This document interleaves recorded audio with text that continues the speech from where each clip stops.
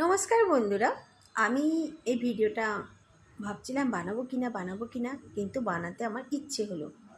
আর মন বললো হ্যাঁ বানিয়ে ফেলো, তাই বানালাম।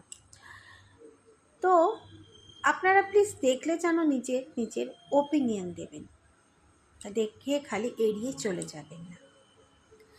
আজকাল যে মাত্রায় ভণ্ডামি হচ্ছে চারিদিকে, সেটা আপনারা দেখতেই পাচ্ছেন।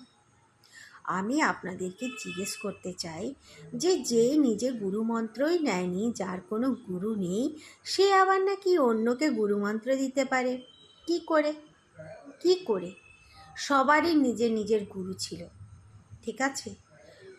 অনন্তকাল থেকে চলে আসছে এই নিয়মটা। চলো, ওইটা গেল এক।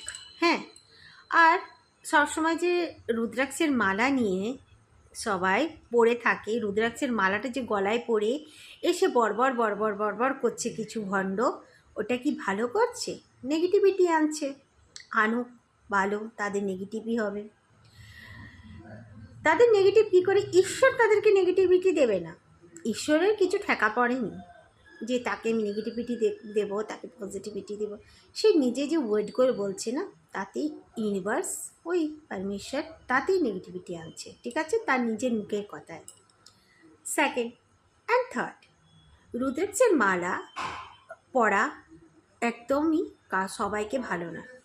মাংস, মাছ, ডিম খাচ্ছ, ওই কাপড়েই আবার রুদ্রাক্ষের মালা পরছো। কে জানে ভণ্ডগুলোর কাছে রুদ্রাক্ষের মালা সত্যি না মিথ্যা, সেটাও তো দেখতে হবে। মনে তো হয় না যে সত্যি।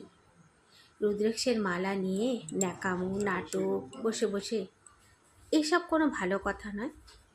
শিক্ষিত হোক, ভালো সোসাইটি হোক, সেখানে এইভাবে কাজ হয় না। আধ্যাত্মিক দিকে যদি আপনারা গতি করতে চান, তাহলে সেরম করে করুন, ভণ্ডামি করে করবেন না। আমার এটা রিকোয়েস্ট, যেও করছেন তাদেরকেই বলছি, ঠিক আছে? আর খালি যে নিজে সবাই বলে আমি এই কাস্ট, আমি ওই কাস্ট, আমি সেই কাস্ট। এমনিতে তো খুব বলো ব্রাহ্মণরা নাকি ভণ্ডামি করে। বাই দ্য ওয়ে, আমি ব্রাহ্মণরা নাকি খুব ভণ্ডামি করে। কটা ব্রাহ্মণ ভণ্ডামি করছে? সোশ্যাল মিডিয়াতে তো দেখছি কোনো ব্রাহ্মণ ভণ্ডামি করছে না, উল্টো প্রতিবাদ ব্রাহ্মণগুলো করছে। ভণ্ডামি কে করছে? তোমরা করছো।